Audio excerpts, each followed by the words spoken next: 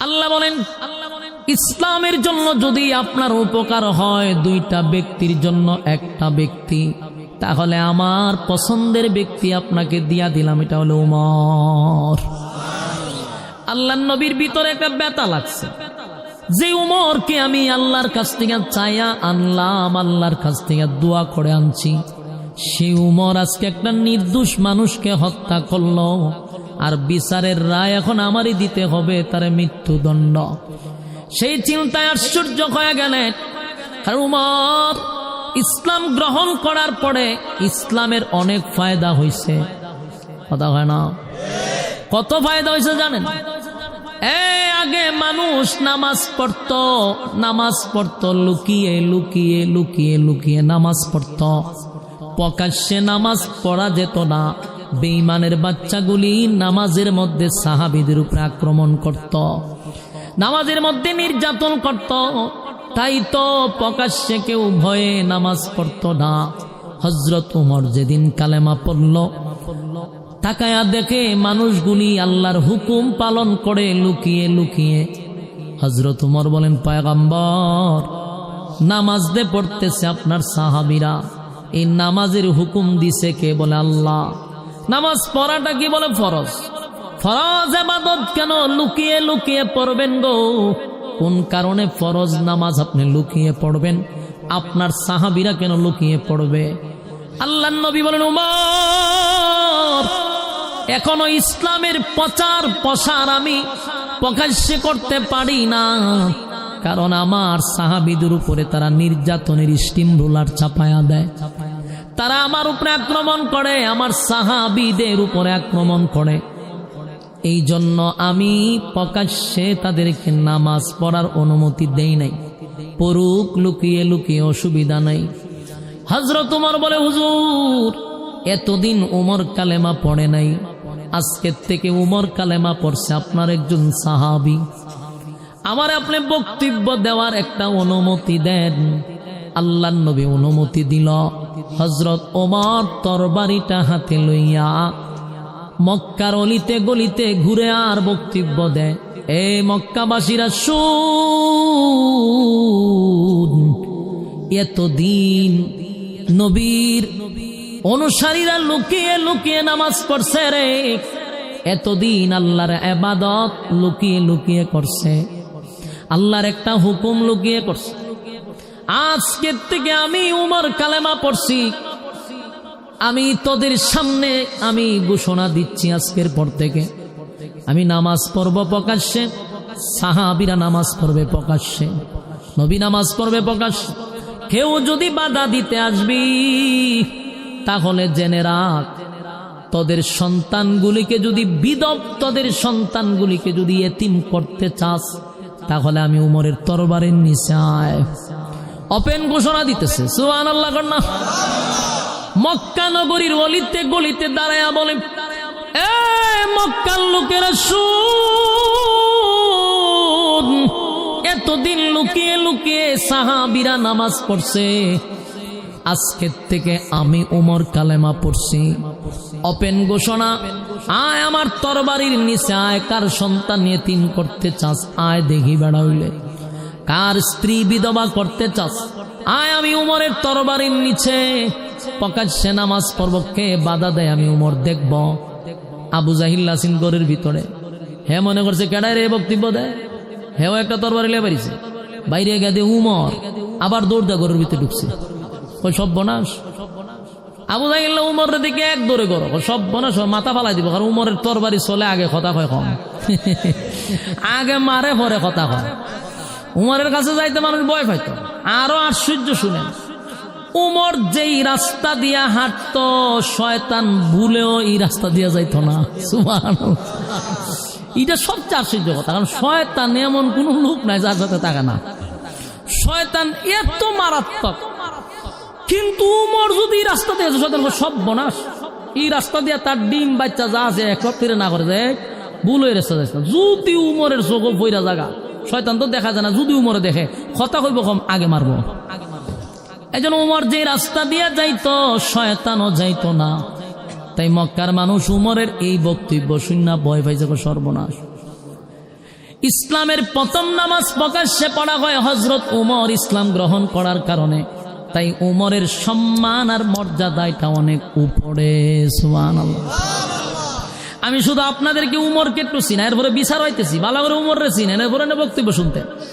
উমররে আপনারা চিনা দরকার। উমর সাধারণ কোন সাহাবী না, এটা প্রথমে ইয়াদ রাখবেন। এমন আল্লাহর রাসূল নিজে বলছে, আমার পরে কোনো নবী নাই, কোনো রাসূল আসবে না, আমি খাতামান নবিয়্যিন, আমার পরে কোনো নবী রাসূল আল্লাহ দুনিয়ায় পাঠাবে না। যদি পাঠাইত তাহলে উমরকে আল্লাহ নবী বানায়া দিত। তাহলে উমর কেমন একজন ব্যক্তি? উমর ইসলামের জন্য বড় কঠোর। ইসলামের ব্যাপারে উমরের কাছে কোনো ছাড় নাই। উমর এত গরম, এটা ইসলামের জন্য গরম। উমর অন্যায়কে প্রশ্রয় দেয় না। খলিফাতুল মুসলিমিন এমন একজন সাহাবী, যে উমরের মেজাজ মতো কোরআনের বহু জায়গায় আয়াত নাজিল হইছে। উমর আরো কত সাংঘাতিক, চিন্তা করেন। উমরে যদি কোথাও বাড়ি মারছে তো ভূমিকম্প বন্ধ গেছে না। সুবহানাল্লাহ। বাড়ি দিয়ে কইবে এটা কিতাব বুঝছেন আপনারা? ভূমিকম্প বুঝুননি, এটা কি কোনো মানুষের হাতে নিয়ন্ত্রণ হয় না আল্লাহর পক্ষ থেকে? কিন্তু উমরে বাড়ি মারছে মাটির মধ্যে, রাগ করে মারছে একবারই জোরে। এই যে বাড়ি মারছিন মদিনার নামাজ পড়তে গিয়ে, আজ পর্যন্ত মদিনায় ভূমিকম্প হয় না। এর নাম উমর।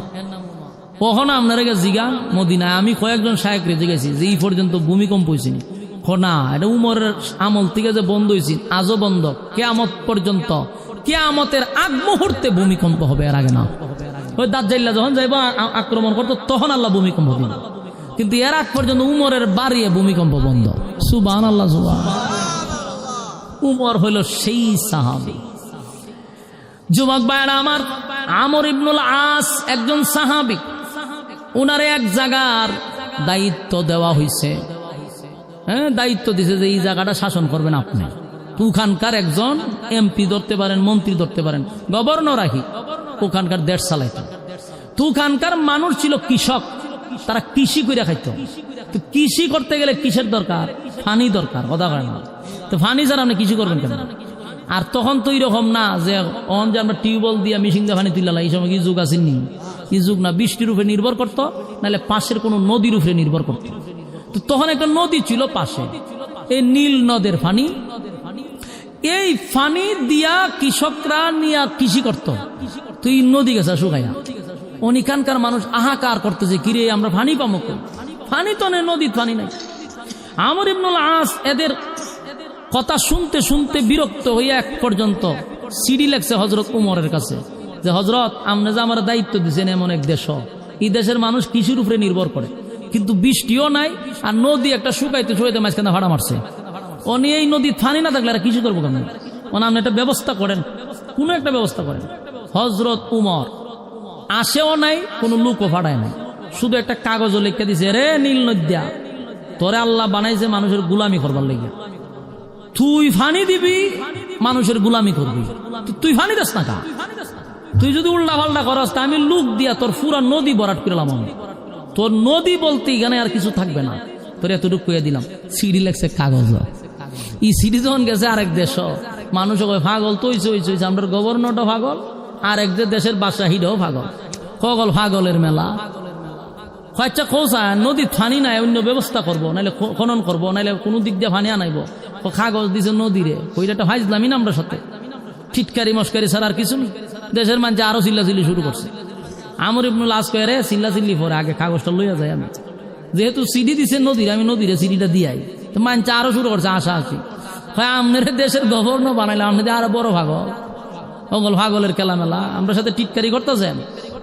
তো উনি কারো কথা না শুনে সিডিটা লইয়া গেছেন নদীর মাঝখানে গে, হয় আমি কিচ্ছু কইতাম না, কাগজটা যেহেতু উমরে দিছে তো উমরই বুঝবো না, কাগজটা নদীর উপরে ফালাইয়া উনি খালি সামনে আগানি শুরু করছে। আমর ইবনুল আস কয়, আমি সিডিটা দিয়া সামনে আগাইতাছি, কতক্ষণ পরে দৌড় শুরু করছি, কারণ আমি দিয়ে আমার পিছনে ফানিয়ে দৌড়ায়। সুবহানাল্লাহ, আরো জোরে এখন আল্লাহু আকবার। আমি দৌড়ি সামনে দিয়া, ফানি দৌড় আমার পিছে দিয়া। এই যে নদী বলল, ওখানকার লোককে জিজ্ঞাসা করেন নীল নদীর আশেপাশে যারা আছে, এবং বর্তমান বিজ্ঞান বলে যে ওই পানি আজ থেকে 1500 বছর আগে 1400 বছর আগে যেই পানি ছিল এখনো সেই পানি 1 ইঞ্চি পানি কোনো দিক দিয়ে বাড়ছে না, কোনো দিক দিয়ে কমছে না। সুবহানাল্লাহ। এর নাম হইল হযরত উমর। সুবহানাল্লাহ। বাড়ি দিয়া খলিফাতুল মুসলিমিন উমর সাধারণ কোন সাহাবী নয়, যার কথা আল্লাহ নিজে শুনতেন। সুবহানাল্লাহ। উমর বড় মারাত্মক একজন সাহাবী। খলিফাতুল মুসলিমিন হযরত উমর নদীর ইশারা করলে পানি দেয়, বাড়ি দিলে ভূমিকম্প বন্ধ হয়। খলিফাতুল মুসলিমিন উমর সাধারণ কোনো ব্যক্তি না। সবচেয়ে বড় আশ্চর্য হলো 21 জায়গায় কোরআনের আয়াত নাজিল হয়েছে উমরের মেজাজ মতো। সুবহানাল্লাহ। উমরের মেজাজ মতো আয়াত নাজিল হয়েছে। এটা আশ্চর্য কেন? কারণ ওহী নাজিল হয় রাসূলের উপরে, কথা হয় না? আল্লাহ যা বুঝেন তা নাজিল করেন, আল্লাহ যেটা ভালো মনে করেন এটাই পাঠান। এটা তো আল্লাহর রাসূলের খেলা। এখানে উমরের কথা কেন? এটি সবচেয়ে বড় আশ্চর্য যে উমর চাইছে এটা হইতো, আল্লাহ এটা ওয়াইছে। এই জন্য উমরের মেজাজ অনুযায়ী প্রায় 21 জায়গায় কোরআনের আয়াতটা নাজিল হয়েছে। সাধারণ কথা। আর কোন সাহাবীর মেজাজ মতো আয়াত নাজিল হয়েছে না। হযরত উমর চাইছে তো আল্লাহ পাঠাইছে। সুবহানাল্লাহ। মক্কায় এক লোক মারা গেছে। যে মারা গেছে এটা ছিল শয়তান। শয়তানের পুরা খারা ছিল কি আছে, মরে গেছে তো সারা দেশের মানুষ কয় যে আল্লাহ একটা শয়তান মরছে। তার ছেলে রাসূল রে কয় হুজুর আব্বা মারা গেছে। রাসূল কয় আমি কি করতাম? কয় না, আমার একটা শখ হইলো আপনি জানাজাটা পড়াই দিলে, আব্বা তো শয়তানের খারা ছিল কি আছি, কিন্তু জানাজাটা আপনি পড়াই দিলে হয়তো আল্লাহ একটু মাফ টাপ করতে পারে। তা আমি তো আপনার সাহাবী, আমার কথাটা হুজুর রাখেন, আমি আমার দিলে সাক্ষী দেয় আপনি জানাজা পড়লে আমার বাপরে মাফ করে দিল। তো রাসূলের তো ভাই দয়া মায়া বেশি। রাসূল কাছে যা, তুই যেহেতু বললে আমি দোয়া করে আমি জানাজা পড়লে আল্লাহ মাফ করে দিব, তাই আল্লাহ যদি মাফ করে তো আমি জানাজা পড়লে অসুবিধা কি? রাসূলও তো চায় আমার উম্মতরে মাফ করে দেব। রাসূল কাছে আমি জানাজা পড়াবো, এই খালি ওই যে পড়াবো উঠে দৌড় মারছে। কিরে দৌড়াস করে? কাজ আছে। এই লোকে গিয়া সারাটা দেশ বাষ্ট করে দিছে। আব্বার জানাজা রাসূল পড়াইব দিছিনি পাবলিসিটিং কইরা সবাইরে শোনাই দিছে। যে হুনে ওই মাথা দাঁত দিয়া কই এরকম একটা শয়তানের জানাজা রাসূল পড়াইব। এর হারাটা জীবন খালি মানুষের দুশ্মনী করছে, মানুষের বিপদে ফালাইছে, খালি গিরিঙ্গি বাজাইছে। এরকম গিরিঙ্গি বাজ আসেনি আমরা সমাজ। এখানে টেকান লাগা, এখানে টেকান লাগা। এরা হলো মুনাফিক। এরা আপনার কাছে খুব ভালো, আপনার কথা শুনে আরেক জাত লাগা লাগাইবো, ওই কথা নিয়ে আপনার দ্বারা দিব, এ খালি কথা আদান ফাদান করতে হতে একটা দরবার লাগাই দেয়। তুই লোকটা এইরকম ছিল, সাহাবীদের মধ্যে দ্বন্দ্ব লাগাইতো এবং অনেক সাহাবী তার জন্য শাহাদাত বর্ণনা করছে। তেজে শয়তান এটা সবাই জানে। কিন্তু সারা মদিনায় যখন শুনছে যে এই লোকের জানাজা নবী পড়াবে, সাহাবীরা আশ্চর্য হয়ে গেছে। আবার যে লোক মারা গেছে এর ছাত্র আসেনি 1000, এর ছাত্র কত হাজার। এই সবটি খারা শয়তান, সবটি কি শয়তানের খারাজিল কি। হে যেমন শয়তান আছিল এর ছাত্র হইল 1000, ইডিও শয়তান। হেরা কয় কিরে আমরা নেতার জানাজা মোহাম্মদে পড়াইবো, এটা তো দেখা দরকার। সারাটা জীবন তারে জ্বালাইলাম আর তা বলে আমরা জানাজা পড়াইবো। তাই দেখতে জানাজা। শয়তান হলে জানাজা পড়তে গেছে না দেখতে গেছে? এরা গেছে দেখতো, 1000 গেছে দেখতো। আর মদিনার যারা উঠছে তার জানাজা রাসূল পড়াবে, এরা চিন্তা করছে নবী যেহেতু জানাজার মাঠে যাবে তো আমরা যাওয়া দরকার। এটা নবীর শান অনুযায়ী এরা গেছে। খবর গেছে উমরের খানে, উমরে উনে যে এর জানাজা নবী পড়াবে। উমরের গেছে মেজাজ গরম, উমরে দৌড়ের উপরে গেছে জানাজার মাঠে। উমরের দারুণ হইলো জানাজাটা আটকাই তুইব, হের জানাজা নবীর দিয়ে পড়াবেলে দিতাম না। আল্লাহর হাবিব জানাজার মাঠে গেছে, উমর দৌড়াইয়া জানাজার মাঠে গেছে নবীরে নিষেধ করবো, কিন্তু কাছে গিয়া উমরের মাথা তাড়ছে যে উনি তো আল্লাহর পয়গম্বর, আমি তো উনারে নিষেধ করতে পারি না, আদেশ করতে পারি না। আমি উমর পয়গম্বরের নিষেধ করার সাহস নাই, আদেশ করার সাহস নাই। সুবহানাল্লাহ। উমর কত শক্ত এবং কঠোর, কিন্তু নবীর কাছে গেলে নরম, মোমবাতির মতো নরম। গেছে গিয়া সর্বনাশ, আমি যদি নবীর বলি নামাজ পড়ায় না তাহলে আমি নবীর প্রতি নিষেধ করলাম। আমারে কে অনুমতি দিল নবীরে নিষেধ করা? উমরের মনের ভিতরে এটা আসছে। কিন্তু কলিজা ফাইটটা যাইতেছে যে এইরকম শয়তানের জানাজা নবী পড়াবে, এটাও বরদাস্ত করতে পারতেছি না। তাই হযরত ওমর আসমানের দিকে তাকাইয়া চোখের পানি ছেড়ে কয়, আল্লাহ তোমার নবী না হইলে আমি ঠিকই জানাজায় বাধা দিতাম, খল্লা ফালায়া দিতাম, কিন্তু আল্লাহর নবীরে তো আমি নিষেধ করতে পারি না, আদেশও করতে পারি না, উনি আল্লাহর পয়গম্বর। কিন্তু আমি চাই না গো এত বড় শয়তানের জানাজা আপনার পয়গম্বরে পড়াক।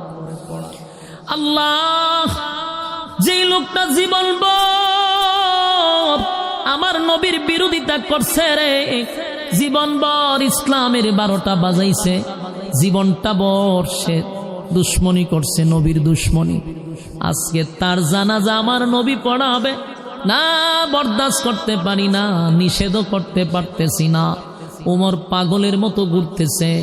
হঠাৎ করে ওমরের মাথায় একটা আয়াত স্মরণ হয়ে গেছে। ওই আয়াতটা স্মরণ হওয়ার পরে ওমর এখন জুরে জুরে জুরে জুরে আয়াত পড়া শুরু করছে। ওমর চতুর্দিকে ঘুরে আর কয়, ইস্তাগফির লাহুম আও লা তাস্তাগফির লাহুম ইন তাস্তাগফির লাহুম 70 মাররাতান ফালান ইয়াগফিরাল্লাহু লাহুম যালিকা বিআন্নাহুম কাফারু বিল্লাহি ওয়া রাসূলিহি ওয়াল্লাহু লা ইয়াহদিল কওমাল ফাসিকিন। এই আয়াতে কারিমা পয়গম্বরের চতুর্দিকে ঘুরে আর আয়াত পড়ে গো। নবীজি যেন আয়াতটা শুনে রে, এই জন্য নবীর চতুর্দিকে ঘুরে আর জুড়ে জুড়ে জুড়ে জুড়ে হযরত ওমর আয়াতটা পড়তেছিল, ইস্তাগফির লাহুম আও লা তাস্তাগফির লাহুম। এই আয়াত যখন পড়তেছিল বারবার বারবার আল্লাহর নবী বুঝতে পারছে ওমর আমারে কি বুঝাইতে চায়। আল্লাহর নবী বুঝতে পারছে। এবার আল্লাহর নবী বলেন, ওমর কি বুঝাইতে চাও আমি জানি। এই আয়াতের কোথাও তো আমার আল্লাহ জানাজার নামাজের কথা নিষেধ করে নাই।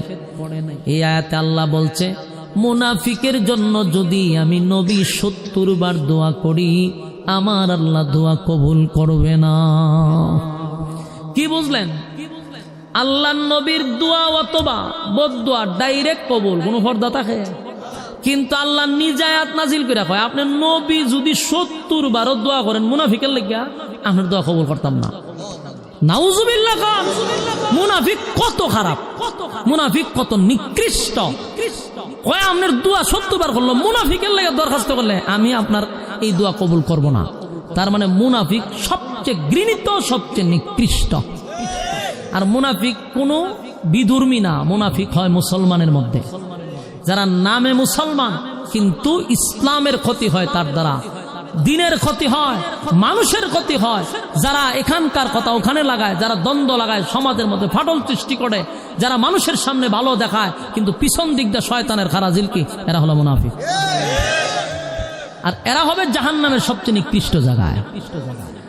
হযরত ওমর যখন আয়াত পড়ে, নবী বুঝতে পারছে আয়াতের অর্থ ওমর কি বুঝাইতে চায়। কয়, ওমর রে, জানাজার নামাজ পড়াবো না এমন কথা আয়াতে নাই, কিন্তু আয়াতে আছে আমি 70 বার দোয়া করলেও মুনাফিকের দোয়া কবুল হবে না। উমরের কাছে মেজাজ আরো গরম। কয়, নবী জানে 70 বার দোয়া করলো কবুল হইতো না, কেরের জানাজারা পড়তেছে। কথা ঠিক নেই? এ যে অত খারাপ, এর ব্যাপারে 70 বার দোয়া করলো যে দোয়া কবুলিও না, এখানে এর জানাজারা পড়াবের কি দরকার? কিন্তু নবী জানাজা পড়াইব, উমর পারে না, জোর করে আয়াত নাজিল হইল। কান্না শুরু করছে। আল্লাহর হাবিব জানাজা পড়াবে, হাজার হাজার মানুষ জানাজার মাঠে উপস্থিত, 1000 শয়তান উপস্থিত। ওই যে আদসিনী মুনাফিক, এরা কিন্তু জানাজা পড়ার জন্য আসে নাই, জানাজা দেখার জন্য আসছে। এখন নবীজি জানাজা পড়াইবে, এর উমর চতুর্দিকে গেলে আয়াতি পড়তেছে। এবার আল্লাহর পয়গম্বর জানাজা পড়ার আগে নবীজি যখন জানাজা পড়াবে, ঠিক জানাজার নামাজের জায়গায় যাওয়ার আগে নবীর মুখের তু তু বাহির করে মুনাফিকের মুখে লাগাইছে। সুবহানাল্লাহ। এই দৃশ্য দেখে সাহাবায়ে কেরাম অবাক হয়ে গেছে, সর্বনাশ, নবীর তুতুর কত দাম, এরকম একটা মুনাফিকের মুখে তুতু লাগাইছে। উমরের শরীরটা মাঝে আরো জ্বলতেছে। আল্লাহর হাবিব কি করল রে? নবীজির এত দামি তুতু মুবারক বেঈমানের মুখে লাগাইছে। আশ্চর্য হয়ে গেল। কিছুক্ষণ পরে নবী আরো আশ্চর্য কইরা দিছে। নবীর শরীরের একটা জুব্বা ছিল, জুব্বাটা খুলছে, কইলা এই বেঈমান রে পড়ায়া দিছে, কাপন স্বরূপ পড়ায়া দিছে। এই দৃশ্য দেখা সাহাবায়ে কেরামরা মাটিতে পইরা খায়, মাটিতে পড়ে গইরাইয়া গইরাইয়া এক পর্যায়ে কান্না শুরু করছে। কেন কান্না শুরু করলো? নবীর জুব্বা তো সাধারণ না, এটা বড় দামি। সুবহানাল্লাহ। সাহাবীরা বলে, এ নবীর সাহাবী হইয়া জুব্বা পাইলাম না, একটা বেঈমান মুনাফিক হইয়া কেমনে গো আমার নবীর জুব্বাটা পাইল?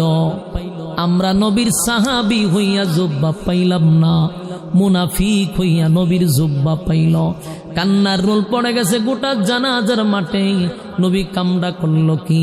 এত দামি জুব্বা একটা মুনাফিক রে কাপন স্বরূপ পড়ায়া দিছে, নবীর মুখের তুথু লাগায়া দিছে। কান্নার রোল পড়ে গেল। হযরত ওমর আশ্চর্য হয়ে গেল, হাই রে, আমি তো ইসলাম জানাজা বন্ধ করার লেগা, এখন নবী তো এর থেকে বেশি আরো এর কইরা দিছে। এখন তো জানাজা ভরাইব বড় কথা না, বড় হইলে জুব্বাও ভরাই দিছে, মুখের তুতো লাগাই দিছে। ঘটনাটা কি? হযরত ওমর পাগল হয়ে গেছে। কিন্তু নবী তখন সবাইকে শান্ত করে বলে, সাহাবীরা রে, শুন আমি কেন তারে তুতু লাগাইলাম, শুন আমি কেন তারে আমার জুব্বাটা খুলে কাপন পড়ায়া দিলাম। এর এক নাম্বার কারণ হলো, বদরের যুদ্ধে আমার অসংখ্য সাহাবীরা শাহাদাত বরণ করছিল, তাদেরকে আমি দাফন করব, শরীরে কাপড় নাই। শাহাদাত বরণ করছে, তাদের শরীরে কাপড় নাই। অনেক সাহাবীরা নিজের জুব্বা খুলে খুলে খুলে খুলে সাহাবীদেরকে কাপন পড়ায়া দিছিল। কিন্তু এর মধ্যে একজন সাহাবী আমার চাচা, এই 7-8 জন যারা শাহাদাত বরণ করছে, এর মধ্যে নবীর চাচা একজন। সবার তো কাপন পড়ায়া দিল, কিন্তু চাচার শরীরে কাপড় নাই। যার তার শরীরের কাপড় নবীর চাচার শরীরে লাগেও না। কেন লাগে না? উনি একটু মোটা, একটু স্বাস্থ্যবান, একটু লম্বা। যার তার জুব্বা তো নবীর চাচার শরীরে লাগে না রে। তখন নবী আশ্চর্য হয়ে গেল, কি করা যায়? পাশেই ছিল ওই যে মুনাফিক যারা মারা গেছে, সে জীবিত ছিল তখন। মুনাফিকরা দেখবেন সব সময় কিন্তু পাশে থাকে, এরা সব সময় ভালো সুরত নিয়ে বসে থাকে, দেখলে বোঝা দেখালে জান্নাত তেলাম নাইছে। কিন্তু এ কিন্তু শয়তানের খারা জিলকি, কথা ঠিক নেই। মক্কায় গিয়া নাম পালাইছে হাজি, দেশ আগের চেয়ে বড় হাজি, কিন্তু এটা বোঝা যায় না, বোঝা যায় আল্লামা কি একটা বেশ ধরে। তো হে ওইরকম বেশ ধরে নবীর সামনে দাঁড়াই থাকতো, নবীর মতো ফাঁকরি লাগাইতো, জুব্বা লাগাই একেবারে বাপ সাপ ধরে খারি থাকতো, কিন্তু এ শয়তান। আল্লাহর নবী তাকায়া দেখে সব সাহাবীদের কাপন পরানো শেষ, কিন্তু আমার চাচার কাপন নাই রে। এমন লম্বা মানুষও নাই, মোটা মানুষও নাই। কিন্তু সে দাঁড়ায়া চিন্তা করলো, এখন তো আমার পাঞ্জাবি খুলতেইব, নাহলে তো আমি ধরা খামো। কারণ হে লম্বা ছিল, যে মারা গেছে এ লম্বাও মোটাও। তে বারে বারে পাঞ্জাবির চায় আর লাশের পাই চায় যে না, এই আমার পাঞ্জাবি তো ওনার লাগবো। ওই বাধ্য হইয়া বিপদ বইরা সরমে পাঞ্জাবিটা খুলছে, খুললা নবীর চাচার এটা ভরাই দিছে। আল্লাহর নবী বলেন, সেদিন আমার চাচারে সে নিজের জুব্বা খুলে কাপন পড়ায়া দিছিল, আমি তার কাছে ঋণী ছিলাম। আজকে আমি নবীর জুব্বাটা খুলে তারে পড়ায়া দিয়া আমি নবীর ঋণ থেকে মুক্ত হইলাম। জুরে কোন সুবহান। আমি ঋণ থেকে মুক্ত হইছি। এই ঘটনাগুলি, দৃশ্যগুলি, ওই যে 1000 মুনাফিক আসছিল জানাজা দেখার জন্য, তারা দূরে তাকাইয়া দৃশ্যগুলা দেখছিল। একটা পর্যায়ে 1000 মুনাফিক বলা বলি করতে লাগলো, দেখছো নি, যার বিরোধিতা জীবনটা বর আমার নেতায় করলো, যার বিরোধিতা আমরা করলাম, ইসলামের 12টা বাজাইলাম, আর আজকে আমার নেতা মারা গেল, আমার নেতারে জুব্বা পড়ায়া দেয় রে, আমার নেতারে তুতু লাগায়া দেয়। মুহাম্মদের দুশ্মনের প্রতি যদি এত মায়া হয়, মুহাম্মদের বন্ধুর জন্য কত মায়া। 1000 মুনাফিক কয়, আমরা আর কোনদিন মুহাম্মদের বিরোধিতা করব না। এই লোকের মতো ভালো মানুষ আল্লাহর জমিনে কেউ নাই। 1000 মুনাফিক জানাজার মাঠ থেকে দৌড়াইয়া নবীর কাছে গিয়া দাঁড়ায় কয়, নবী গো, অন্যায় করছি, অপরাধ করছি, যেই লোকটা মারা গেছে গো নবী, হে ছিল আমাদের নেতা, সে ছিল আমাদের লিডার, তার নেতৃত্বে ইসলামের 12টা আমরা বাজাইছি। আজকে আপনার আখলাক আর চরিত্র দেখা পাগল হয়ে গেছি। এমন আখলাক আর চরিত্রের লোক আমার জিন্দিগিতে দেখি নাই। আপনি যদি দুশ্মনের প্রতি এত মায়া হয়, আমরা আপনার বন্ধু হতে চাই। জুরে কোন সুবহান। 1000 মুনাফিক বলে, হুজুর কালেমা পড়ে দেন, আর আপনার দুশ্মন হতে চাই না গো, আপনার বন্ধু হতে চাই, বন্ধু হতে চাই। 1000 কালেমা পয়রা ঈমান আনছে। জুরে কোন সুবহান। বলুন মরছে কয়টা? কথা কয় না। মরছে একজন, কালেমা পড়ছে কয়জন? 1000 কালেমা পড়ছে, মরছে একজন, কালেমা পড়ছে 1000। ইসলামের লাভ না লস? এই দৃশ্য দেখে সাহাবায়ে কেরামরা খুশি, কিন্তু উমরের মন এখনো খুশি হয় নাই। উমরের সিদ্ধান্ত হলো, তার ছাত্ররা যদি কয় হে মুনাফিক, এর কারণে ইসলামের ক্ষতি হয়েছে, এত কিছু জানার পরেও নবী কেন তার জানাজাটাই পড়াবে? কিন্তু জানাজা আটকাইতে পারল না। আল্লাহর পয়গম্বর সাহাবায়ে কেরামদেরকে লইয়া জানাজা শুরু করে দিছে। জানাজা কমপ্লিট হয়ে গেছে। জানাজা তো আর আটকানো সম্ভব হলো না। কিন্তু উমর পারাক্রান্ত মন নিয়া একা একা একটা জায়গায় বৈশা রইছে, মনটা বড় খারাপ। সবাই জানাজা শেষ, যার যার চলে গেছে। নবীজি এবার লাশের পিছনে পিছনে হাঁটতে হাঁটতে কবরের দিকে যায়। হযরত উমর দৃশ্যটা দেখা বসার থেকে দাঁড়ায় গেছে। দাঁড়াইয়া এবার উমর আর সহ্য করতে পারল না, ডাক দিয়া বলে, মালিক, এতক্ষণ আপনার পয়গম্বর আমারে বলছে জানাজার কথা কোরআনে নাই, জানাজার নামাজের নিষেধ কোরআনে নাই, মেনে নিলাম, জানাজা আপনার বন্ধু পড়াইল, কিন্তু আপনি তো স্পষ্ট বলছেন মুনাফিকের জন্য দোয়া কবুল হবে না। 70 বার দোয়া করলেও আপনার বন্ধু মুনাফিকের কবরও কেন যায়? সেখানে গিয়েই তো আপনার বন্ধু দোয়া করবে। দোয়া না আপনি নিষেধ করলেন, নিষেধ করার পরে আপনার বন্ধু কেন মুনাজাতের জন্য যায়?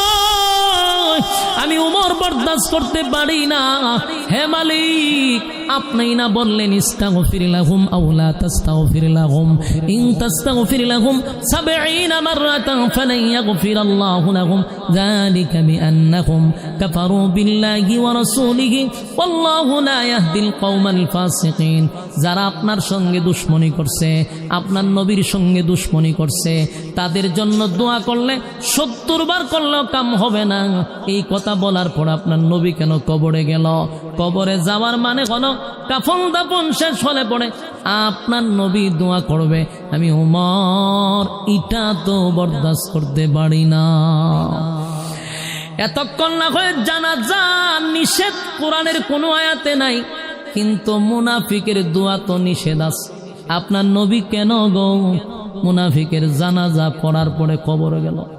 খবরে কেন গেছে? দোয়া করবার লাগে না? তো দোয়া না নিষেধ করছে। হযরত ওমর আসমানের দিকে তাকায়া বলে, মালিক, আমি নিষেধ করতে পারবো না। আল্লাহর পয়গম্বরকে নিষেধ করা যায় না, আদেশ করা যায় না, তাই আমিও নবীর কাছে যাইতে পারলাম না। আল্লাহ, আমি সহ্য করতে পারি না। নবীজি যখন মুনাফিকরে কবর দিল, মাটি দিল, সব কমপ্লিট। এবার আল্লাহর নবী দোয়া করবে, 2টা হাত উত্তোলন করবে। নবী যেই মাত্র হাত তুলবে, ঠিক ওই সময় নবীর সামনে জিবরাইল হাজির। জিবরাইল নবীর সামনে হাজির। আল্লাহর নবীর সামনে জিবরাইল কয়, পয়গম্বর হাত লামান, দোয়া করবেন পড়ে, আগে শুনেন আমার আল্লাহ কি বলছে। হাত লামান গো নবী,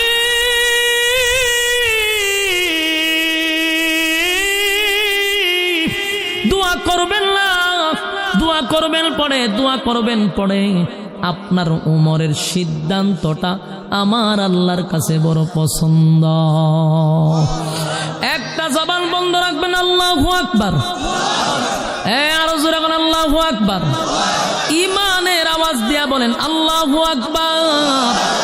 এখন বুঝতেছেন উমর কারে কয়, আল্লাহ নিজেই জিব্রাইল পাঠাইয়া জিব্রাইল নিজে কয় আপনার উমরের সিদ্ধান্তটাই আল্লাহর কাছে পছন্দ, উমরের সিদ্ধান্তটাই চূড়ান্ত হয়েছে।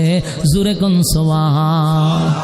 এবার জিব্রাইল বলেন হুজুর আমার আল্লাহ আয়াত নাজিল করছে, আয়াত নাজিল করছে, আয়াত নাজিল করছে। উমরের বক্তব্যের উপর আয়াত নাজিল হয়ে গেছে, উমরের মেজাজ মতো আয়াত নাজিল হয়ে গেছে। উমর যা চাইছে আল্লাহ তা পাঠাইছে। ওগো নবীজি আয়াতটা শোনায়া দেই। এখন যে আয়াত নাজিল হইল আল্লাহ বলেন ওয়ালা তুসাল্লি আলা আহাদিন মিনহুম মাতা আবাদা ওয়ালা তাকুম আলা কবরি। আল্লাহ বলেন ওয়ালা তুসাল্লি, ওয়ালা তুসাল্লি। পয়গম্বর ভবিষ্যতে আগামীতে নেক্সট টাইমে পরবর্তী সময় আর কোনদিন মুনাফিকের জানাজা আপনি পড়তে পারবেন না। সুবহানাল্লাহ বলেন। উমর কি চাইছিল মুনাফিকের জানাজা যেন না হয় গো, কিন্তু নবী বলছে মুনাফিকের জানাজা নিষেধ, এমন কোন আয়াত নাজিল হয় না, তাই আমি পড়াবো। আল্লাহ কয় উমরের কথাটাই আমার ভালো লাগছে, উমরের সিদ্ধান্তটাই চূড়ান্ত সিদ্ধান্ত। ওগো নবীজি আজকের পর থেকে ওয়ালা তুসাল্লি আলা আহাদিম মিনহুম মাতা আবাদা ওয়ালা তাকুম আলা কবরি। আজকের পর থেকে আর কোনদিন আপনি মুনাফিকের জানাজা পড়তে পারবেন না, মুনাফিকের জানাজা পড়বেন না, পড়বেন না, পড়তে পারবেন না। এখানেই শেষ না, ওয়ালা তুসাল্লি আলা আহাদিম মিনহুম মাতা আবাদা ওয়ালা তাকুম আলা কবরি।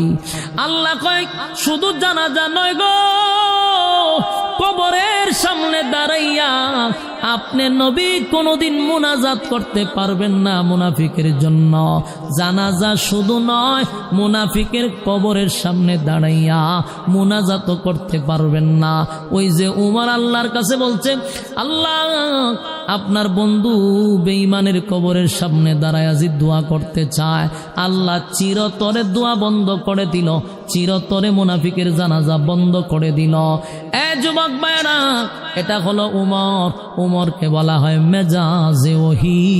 আর এই আয়াত থেকে আরেকটা শিক্ষা আছে, কিয়ামত পর্যন্ত যত মুনাফিক মারা যাবে উম্মতি মুহাম্মদীর দায়িত্ব হলো কোন মুনাফিকের জানাজায় কোন মুসলমান যেতে পারবে না। কথা কয় না। কোরআন নাজিল হয় তার বিশেষ কোনো প্রেক্ষাপটে, কিন্তু হুকুম থাকে কিয়ামত পর্যন্ত। এই হুকুম আছে কিয়ামত পর্যন্ত থাকবে। নবীরে ওয়াজ করা মানে উম্মতি মুহাম্মদীরে ওয়াজ করা কিয়ামত পর্যন্ত। আমরাও কোনো দিন মুনাফিকের জানাজায় যাব না, যাব না, যাব না। মুনাফিকের জন্য দোয়া করব না, মুনাফিকের কবরের সামনে দাঁড়াবো না, মুনাফিকের জানাজায় যাব না। কারা কারা রাজি হাত তুল্লা দেখা? হয় রাজি নি আপনারা? মুনাফিকের জানাজায় যাইবেন? কথা কয় না দিক। আজকের পর থেকে মুনাফিকের জানাজা পড়বেন না, মুনাফিকের কবরের সামনে যাইবেন না। এটা হলো আল্লাহর বিধান, আল্লাহর হুকুম। যদি আপনি অমান্য করেন আপনি বেঈমানের কাতারে, ঠিক কিনা? হযরত ওমর সাধারণ কোন সাহাবী নয় গো। আমি শুধু আপনাদেরকে জানানোর উদ্দেশ্য হলো উমরের মেজাজ মতো আয়াত নাজিল হয়, এটা আপনাদের জানা দরকার। তাই আমি আপনাদেরকে বলে বুঝাইলাম উমর সাধারণ কোন সাহাবী না। সেই উমরের বিরুদ্ধে হত্যা মামলা হয়েছে কার কাছে? ইয়াদ আছে আপনারা? কথা হয় না। উমরের বিরুদ্ধে হত্যা মামলা হইল, সেই উমরের বিরুদ্ধে হত্যা মামলা হয়েছে নবীর আদালতে। এবার বিচারক হলো আল্লাহর পয়গম্বর, অপরাধী হলো হযরত উমর। গোটা মদিনায় লারা পড়ে গেছে, উমর একটা নির্দোষ মানুষকে হত্যা করছে রে, উমর একটা নির্দোষ মানুষকে হত্যা করছে। তাই এবার কোর্টে যাওয়ার পরে, আদালতে যাওয়ার পরে পয়গম্বর বিচারক হযরত উমর আসামির কাঠগড়ায় দাঁড়ায় আছে। উমর আসামির কাঠগড়ায় দাঁড়ায় আছে। গোটা মদিনায় সবাই জানে রে উমর একটা নির্দোষ মানুষকে হত্যা করছে, হত্যা করছে, হত্যা করছে।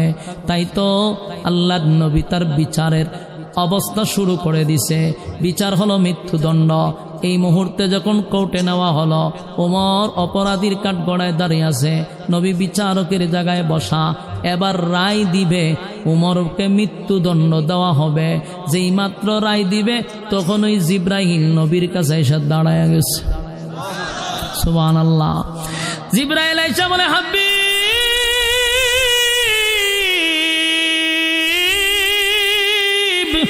আপনি হলেন বিচারক, উমর হলো আসামি, মাঝখানে দরকার কি? উকিল দরকার, কথা হয় না? একজন ব্যারিস্টারের দরকার। আপনি যেহেতু বিচারক, ওমর হলো আসামি, একজন উকিলের দরকার। তাই আল্লাহ বলেন এই মামলা আল্লাহ নিজেই লড়বেন। আল্লাহ উমরের পক্ষে উকিল হইয়া মামলা লড়বে। আরো জোরে বলেন আল্লাহু আকবার, আরো জোরে বলেন আল্লাহু আকবার। এই ইমানের আওয়াজ দিয়ে বলেন আল্লাহু আকবার। উমর সাধারণ কোন সাহাবী নয় গো, আল্লাহর নবী বিচারক। আর আল্লাহ কয় আমি নিজে উকিল, উমরের মামলা আমি আল্লাহ লড়ব। আপনি বিচারক, আমি আল্লাহ উকিল, আবার মামলা লড়ি। বলুন আল্লাহ যদি উকিল হইয়া মামলা লড়ে, এই মামলা কি উমর হারবে? কথা হয় না।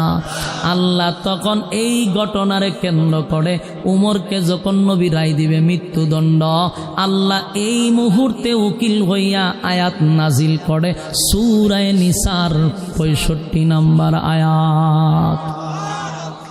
এতক্ষণে বুঝছেন আয়াত কেন নাজিল হয়েছে? কথা হয় না। শুরুতেই বলছি আয়াতটা কেন নাজিল হলো, কোন কারণে নাজিল হলো, শুধু কারণটাই ওয়াজ করব। এই 65 নম্বর আয়াত সূরা নিসার 65 নম্বর আয়াত এই কোর্টে নাজিল হয়। আল্লাহ তখন বলেন, ফালা ওয়া রাব্বিকা লা ইউমিনুনা হাত্তা ইউহাক্কিমুকা ফীমা শাজারা বাইনাহুম সুম্মা লা ইয়াজিদু ফি আনফুসিহিম হারাজাম মিম্মা কাদাইতা ওয়া ইউসাল্লিমু তাসলিমা। এই আয়াতে কারিমা নাজিল হয়ে আল্লাহ স্পষ্ট ঘোষণা দেয়, ফালা ওয়া রাব্বিকা, ফালা ওয়া রাব্বিকা। আল্লাহ এই আয়াতের শুরুতে কসম করে, ফালা ওয়া রাব্বিকা, আপনার রবের কসম, আপনার রবের কসম। আল্লাহ নবীরে বলে, পয়গম্বর আপনার রবের কসম, আপনার উমর কোন নির্দোষ মানুষকে হত্যা করে নাই, উমর একটা দোষী মানুষকে হত্যা করছে।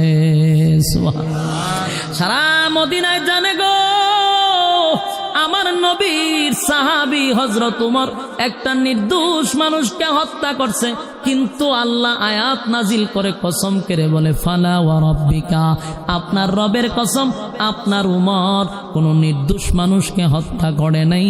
উমর যারে মারছে একটা দোষী মানুষরে মারছে। এবার আল্লাহ বলেন, ফালা ওয়া রাব্বিকা লা ইউমিনুনা হাত্তা ইউহাক্কিমুকা ফীমা শাজারা বাইনাহুম সুম্মা লা ইয়াজিদু ফি আনফুসিহিম হারাজাম মিম্মা কাদাইতা ওয়া ইউসাল্লিমু তাসলিমা।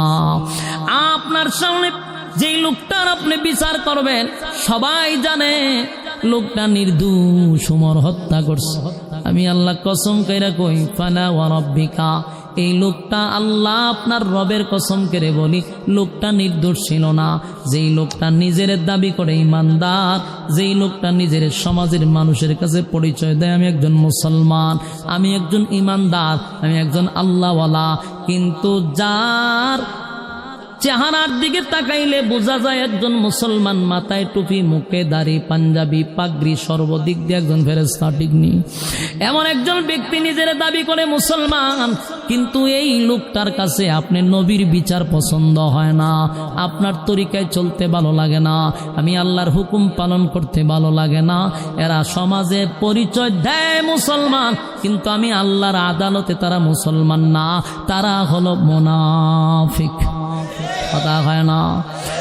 যুবক ভাই, এটা শুধু 1400 বছর আগের ঘটনাকে কেন্দ্র করে বলে নাই, সমাজে এমন মুনাফিক যুগে যুগে আছে না নাই? দেখবেন টুপি আছে, দাড়ি আছে, পাগড়ি আছে, জাম্মা আছে, সব আছে, কিন্তু আল্লাহর হুকুম ভালো লাগে না, নবীর তরিকায় চলতে ভালো লাগে না। আল্লাহর হুকুম হলো সুদ খাওয়া যাবে না, সে সুদ খায়, তার মানে আল্লাহর হুকুম ভালো লাগে না। আল্লাহর হুকুম হলো 5 ওয়াক্ত নামাজ পড়া, সে নামাজ পড়ে না, আল্লাহর হুকুম সে পালন করতে চায় না। এইভাবে শত শত হুকুম আছে, তার মানে তার ভালো লাগে না, নবীর তরিকায় চলতে ভালো লাগে না, সেটাও একটা মুনাফিক। কারণ তোর যেহেতু ভালো লাগে না, সমাজের মানুষের সামনে মুসলমান কেন দাবি করবি? মুসলমান দাবি করলে আল্লাহর হুকুম পালন কর, মুসলমান দাবি করলে নবীর তরিকায় মেনে চল। আল্লাহ বলেন, ফালা ওয়া রাব্বিকা, আপনার রবের কসম, যেই লোকটা মানুষের সামনে বলছে একজন ইমানদার, সে আসলেই কোনো ইমানদার ছিল না, সে ছিল একটা টাটকা শয়তান। মানুষের সামনে বলতো ইমানদার, মূলত সে কোনো মুসলমান ছিল না, সে ছিল একটা মুনাফিক। এমন মুনাফিক আমাদের সমাজে আছে না নাই? কথা কয় না। সমাজের এমন মুনাফিক আমাদের গ্রামে গঞ্জে শহরে বন্দরে সব জায়গায় আছে। নিজের দাবি করে মুসলমান, আল্লাহর হুকুম নাই, নবীর তরিকা নাই, এমন মানুষ আছে না না? এমন মানুষ থেকে বাঁচার দরকার আছে না নাই? এমন মানুষ থেকে বাঁচতে হলে জ্ঞান জানতে হবে, এলেম শিখতে হবে। এলেম জানতে হলে এমন মাহফিল প্রত্যেক বছর হইতো কারা কারা চায়? আত্মুল্লাহ খান সবাই চান, আতলামায় একটা পরীক্ষা করতে সবাই কিটা চান অন্তর থেকে? এটা কিন্তু মুখ দিয়া না, অন্তর থেকে কন চান। নূরে ইরফানে मोहब्बत दिल में बर, दोनों आलम से हमें कर बेखबर, जलन तो ने दी है मेरे दिल में यारो,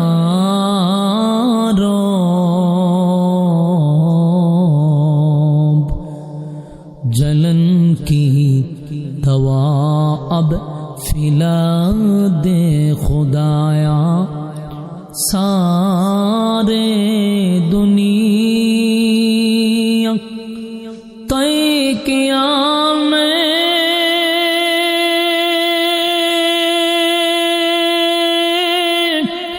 मिसल दूध देखा नहीं, तेरी मानंद खूबसूरत चांद भी होता नहीं, बलागल उला बिकमालिही कशफत तुजा बिजमालिही, हसनत जमीअ ख़सालिही, सल्लो अलैहि। ज़िकीर बातिल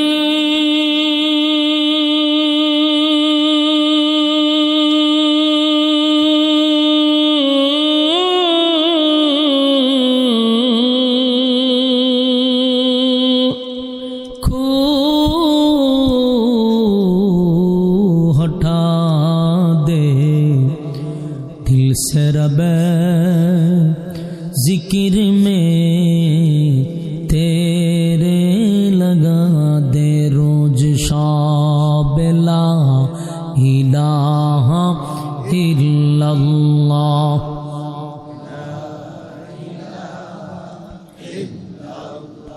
जोड़े ला इलाहा इल्लल्लाह, ला इलाहा ला इलाहा इल्लल्लाह, ला इलाहा ला इलाहा ला इलाहा।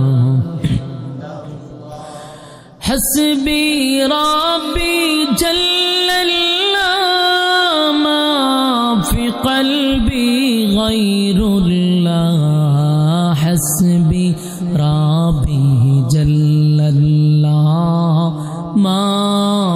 কলবি গায়রুল্লাহ শুধু মাবুদ তুমি এক আল্লাহ বলো লা ইলাহা ইল্লাল্লাহ লা ইলাহা ইল্লাল্লাহ লা ইলাহা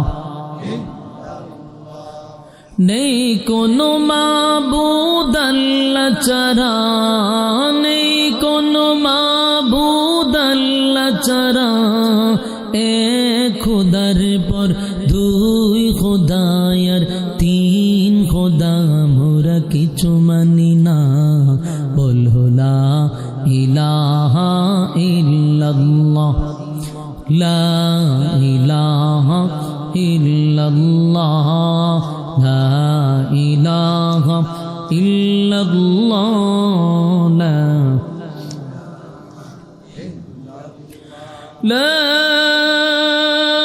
ইলাহা ইল্লাল্লাহ মুহাম্মাদুর রাসূলুল্লাহ সাল্লাল্লাহু আলাইহি ওয়াসাল্লাম। আলহামদুলিল্লাহ। শান্তিপুর মধ্য উত্তরপাড়া বাইতুল মামুর জামের মসজিদ এর উদ্যোগে আয়োজিত বার্ষিক ইসলামী সম্মেলন সভাপতিত্ব করছেন আলহাজ ডাক্তার আব্দুল মান্নান মিয়া সাহেব, বিশিষ্ট ব্যবসায়ী, ঢাকা। সভাপতিত্ব করছেন মোহাম্মদ মনসুর আলী, প্রবাসী, কুয়েত। আজকের মাহফিলে আলোচনা করেছেন হযরত মাওলানা মহিউদ্দিন জিহাদি, বরিশাল। ওয়াজ করেছেন হযরত মাওলানা শফিকুল ইসলাম সিরাজি, বাঞ্ছারামপুর। এছাড়াও অতিথিবৃন্দ মুআজ্জাজ মুকাররম হযরত উলামায়ে কেরাম, উপস্থিত তরুণ যুবক ভাইয়েরা, মুরব্বিয়ানে আযম। আওয়াজ যতটুকু দূরে যাচ্ছে, অবস্থানরত আছেন পর্দানিশী মা ও বোনেরা, সকলকে আমার অন্তরস্থল থেকে জ্ঞাপন করছি মোবারক শুকরিয়া আদায় করছি, যিনি আমাদেরকে এই ঠান্ডার মধ্যে সুস্থ অবস্থায় বরকতপূর্ণ এক মজলিস, ফজিলতপূর্ণ এক মজলিস, উলামায়ে কেরামদের সহবতে আসার বসার তৌফিকটুকু রব্বে কারীম করে দিয়েছেন। শুকরিয়া আদায় করছি আলহামদুলিল্লাহ।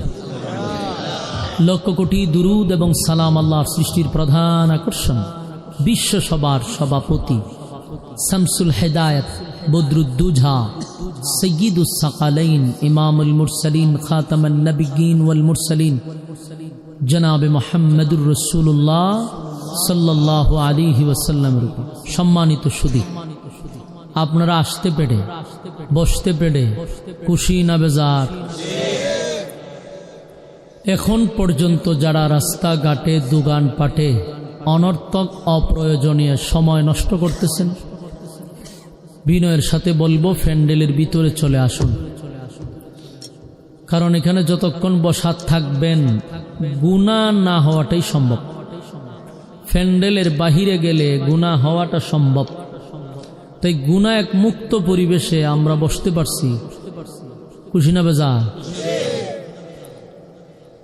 আল্লাহ রাসূল বলেন, নাজালাত আলাইহিমুস সাকিনা, যতক্ষণ তোমরা দ্বীনি মজলিসে বসা থাকবা ততক্ষণ উপর থেকে সাকিনা, রহমত নাজিল হবে।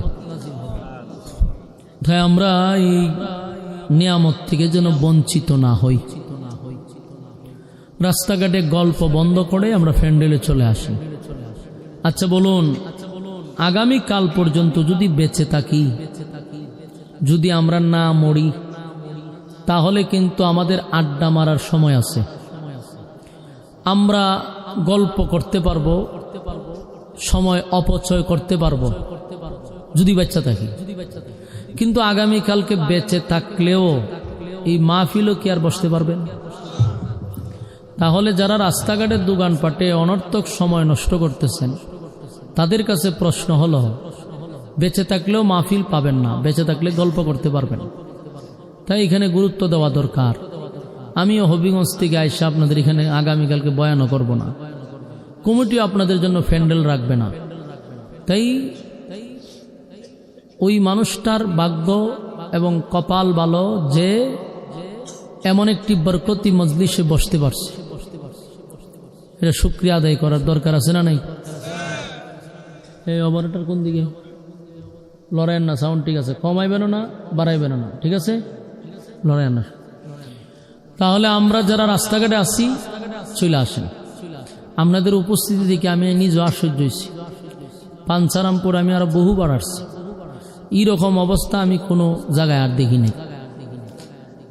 এরপরেও আপনারা যারা বসছেন এখন, যদি মোনাজাত পর্যন্ত আপনারা ধৈর্য নিয়ে বসতে পারেন তাহলে ইনশাআল্লাহ আলোচনা চলবে।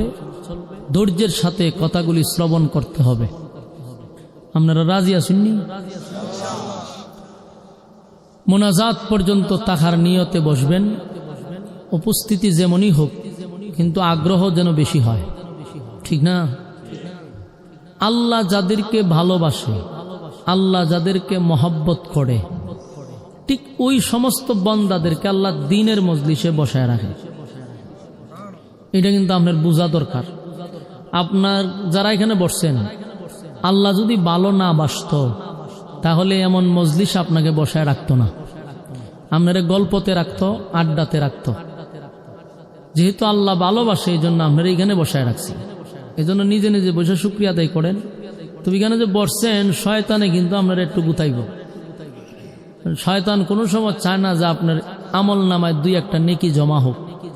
সে আপনাকে বিভিন্ন ওসওয়াসা দিবে, দিয়ে আপনাকে উঠানোর চেষ্টা করবে। যখনই উঠবেন বুঝবেন যে আমার উপরে শয়তানে বর করছে। কথা ঠিক নেই, নাইলে আপনি উঠতেন কা? আর কোরআন এমন একটি গ্রন্থ যার আওয়াজ শুনলে কোনো মুমিন বান্দা ঘরে বসে থাকতে পারে না। আমি কথাটা কি ভুল কইছি?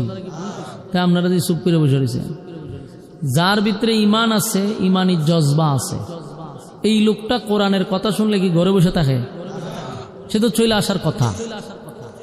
যারা আসছেন, ইমানি জজবা আপনাদেরই আছে। আপনারা যারা সাপ ধরে, এরা কি কন? সাপুড়ি। সাপুড়িয়ায় যখন কোনো সাপ ধরে তখন দেখবেন একটা বাঁশি বাজায়। বাঁশিটার নাম হলো বিন বাঁশি। ইটা কতক্ষণ বাজাইলে পড়ে, তো এই বাঁশির সুর যখন সাপের কানে যায়, আর সাপ যখন বিষাক্ত হয়, কোনো বিষাক্ত সাপ এই সুর শুনলে গর্তে থাকতে পারে না, গর্তের তে বাইরে আসে। এই জন্য সাপুরিয়ায় বাঁশি বাজায়। তো এক সাপুরিয়ায় এক গর্তের কাছে গিয়া দাঁড়াইছে, দাঁড়াইয়া ইচ্ছা মতো বাঁশি বাজাইতেছে, কিন্তু সাপ তো আসে না। হের গেছে মেজাজ গরমিয়া, গিরে সাপের গর্ত আছে, বাঁশিও বাজাইতেছি, সাপ আসে না কা? রাগের মাথায় একটা কুদাল লইছে, লইয়া গর্ত খনন করছে। কইরা গর্তের ভিতরে গিয়া দেখে দুই সাপ বসে রয়েছে। এখন গর্তের থেকে দুই সাপ দেখিয়া সাপুরিয়া হাসি মারছে। তো একজনের দিকে হাসস করে, কিয়ামত পর্যন্ত বাঁশি বাজাইলেও এই সাপ বাড়িত না। কারণ কি? তা কারণ হইল, একটা হইল দুরা আর একটা হইল মাইটা দুরা। ওই দুই সাপরে যদি কিয়ামত পর্যন্ত বাঁশি বাজায়, বাহির হবে না। কেন? বিষ নাই। জোরে কন, কি নাই? বিষ নাই, বাঁশির সুরে কাজ করে না। কতক্ষণ ঠিক নেই? ঠিক তেমনি ভাবে ইমানদার যেই ব্যক্তি, যার ভিতরে ইমানি জজবা আছে, সে কোনোদিন কোরআনের সুর শুনলে ঘরে বসে থাকতে পারে না। আবার অনেক মানুষ কোরআনের কথা শুই না, ঘরে চুপ করে বসে থাকে, লড়েও না। বুঝতে হবে এদের ভিতরে ইমানি বিষ নাই। বাস্তব না অবাস্তব? আপনারা যারা বসছেন, আপনার ভিতরে বিষ আছে। এই জন্য মোনাজাত পর্যন্ত বসা দরকার। রাস্তা ঘাটে, দোকান পাটে, বাড়িতে অনর্থক সময় নষ্ট করতেছেন। বছরে একবার এই যুবকরা অক্লান্ত পরিশ্রম করে দিনকে রাত করে একটা আয়োজন করছে। আমি মনে করি এলাকার মানুষ, যুবকদেরকে সাধুবাদ জানানো দরকার। এরা চাইলে গানের কনসার্টও করতে পারত, কিন্তু এরা এগুলা না কইরা উলামায়ে কেরামদেরকে ইনভাইট করে আনছে। উদ্দেশ্যটা কি? এলাকার মানুষকে দিন বুঝানো, দিন শিখানো। আপনার কারণেই এরা আয়োজন করছে। আপনাদেরকে দিন শিখাইবার লাগে এরা এত টাকা খরচ করছে, প্যান্ডেল করছে, মাইক আনছে, পোস্টার করছে, বক্তা আনছে, খাওয়াইছে, সব কিছু করছে তো আপনার জন্য। মানে আপনারা যদি ট্যাঙ্গের উপরে ট্যাঙ্ক দিয়া বিড়ি টানেন আর গরো ঘুমান, তো কপাল তো ফুটছে আপনার, আর কপাল ফুটছে ওই সমস্ত মহিলাদেরও যারা স্বামী দাঁড়ে বইবে বিড়ি টান দাজার ঘুমাইতেছে। ওই মহিলাদেরও দরকার বলে হারাটা জীবনে ঘুমাইছে, বিড়িও টানছ, অন মাহফিল হইতেছে, দৌড় দৌড় টুপি একটা লইয়া দৌড় দৌড় ঘর থেকে বাইক ঘিরে দেওয়ার দরকার আছে মহিলারা। ঠিক একটা পুরুষ যাতে গড় না থাকতে পারে, এখানে যতগুলা পুরুষ বসছে যাদের বউ আছে, আর বউগুলো দিনদার, কারণ জামাইরে ভাড়াইছে ও আজুনবার লিগে। এজন্য যাদের স্বামীরা ঘরে আছে, বউরা আন্দোলন করে করতে বাইরে দেন, বলে হারাটা জীবনে ঘুমা, অনকে একটু আজুন না। আলহামদুলিল্লাহ 2-1 রে বউয়ে ভাড়াইছে, মোটামুটি 4-5 জনায় ঢুকছে, আর বউ বালা বৌড়ি বালা। ওই উজুরে যখন কইছে তে আন্দোলন শুরু করে দিই। আল্লাহ আমাদের মা বোনদেরকে হায়াত দান করুক, আমিন। এখন আপনারা মুনাজাত পর্যন্ত কারা কারা ওয়াজ শুনবেন, হাত তুলে দেখেন চান দিকে ফিসের চাচা সাতদরের ভিত্তি কিন্তু 8টা ঢুকাই তো রাখছেন, বাইর করছেন না। এতে উদ্দেশ্য আপনার লক্ষণ বালা না, মুরব্বী ফিসে চায়া দেখে কেডা হয়। হাত তুলেন, আমি কিন্তু সব দেখি। ওয়াদা করেন বলে আমরা মুনাজাত পর্যন্ত আসি। কিছুটি আতলামায়া হইতে যে আমরা আছি, হাত উড়ান, একটু সময় এত দুঃখ পাননি খন বলে আমরা মুনাজাত পর্যন্ত থাকবো ইনশাআল্লাহ। থেকে পাক্কা নিয়ত ইনশাআল্লাহ। ওই যে আরো 2-1 জনে ফাটাইছে, বয়ে যাবো মাশাআল্লাহ, ওয়াজে কাজ হইছে, আরো আইব আরো আইব। বউরা খালি কর্মসূচি শুরু করছে, একটু পরে দেখবেন প্যান্ডেল বেড়ে গেছে। আল্লাহ তৌফিক দান করুক, আমিন। সম্মানিত সুধী, আমি আপনাদের সামনে সূরা নিসা এর 65 নম্বর আয়াত তেলাওয়াত করছি। এই আয়াতটাকে সামনে রেখে, এই আয়াতের ভিতর থেকে আমি আপনাদের সামনে উপস্থাপন করার চেষ্টা করব। আল্লাহ তৌফিক দান করুক, আমিন। এবং যতক্ষণ কথা হবে এটা যেন কোরআন থেকে হয়। কোথা থেকে? আপনারা কি গভীর রাত পর্যন্ত আরামের ঘুম হারাম করে আইছেন গিচ্ছা শুনবার লাগিয়া, গান শুনবার লাগিয়া, নাচানাচি দেখবার লাগিয়া? তাহলে ঘুম হারাম করছেন কোরআনের কিছু কথা শোনার জন্য। আপনারাও মনোযোগ দিয়ে শুনবেন, আমিও কোরআন থেকে কথা বলার চেষ্টা করবো ইনশাআল্লাহ। প্রথম আসুন আমরা যে তেলাওয়াতটা করছি, যে আয়াত সূরা নিসার 65 নম্বর আয়াত, এই আয়াতটা কেন নাজিল হলো, নাজিলের কারণটা কি, কোন প্রেক্ষাপটে, কোন ঘটনাকে কেন্দ্র করে, কিসের উপরে ভিত্তি করে আল্লাহ সূরাটা নাজিল করলেন, 65 নম্বর আয়াতটা কেন নাজিল করলেন, এই বিষয়টা আমাদের জানা দরকার। তাহলে সামনের আলোচনা বুঝা আমাদের জন্য সহজ হবে, ঠিক না? আমি শুধু আজকে আলোচনা করব এই আয়াতটা কেন নাজিল হলো, এই নাজিলের কারণটাই বলবো। এটাই আমার আজকের ওয়াজ ইনশাআল্লাহ। আসুন এই সূরাটা, এই সূরার 65 নম্বর আয়াতটা একটা ঘটনার কেন্দ্র কইরা একটা সমস্যার সমাধান দেওয়ার জন্য আল্লাহ আয়াত নাজিল করছে। কারণ ঘটনাটা কি ঘটছিল, কি সমস্যার সমাধান করছিল, এই বিষয়টাই আমরা আলোচনা করব। তবে মনোযোগ সহকারে শুনতে হবে। রাজি আছেন? ওয়াজের পরে যেন আপনি নিজেই বুঝেন যে না, একটা বিষয়ের উপরে আমি ওয়াজ শুনতে পারছি, শেষ পর্যন্ত একটা ফিনিশিং পাইছি, এই বুঝটা যেন ভিতরে আসে, এরপরে যেন বাড়িতে যান।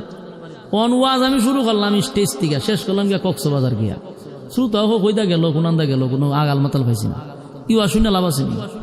তাহলে এইটাও হয় কেন? আপনাদের মনোযোগীরও কিছু দোষ আছে।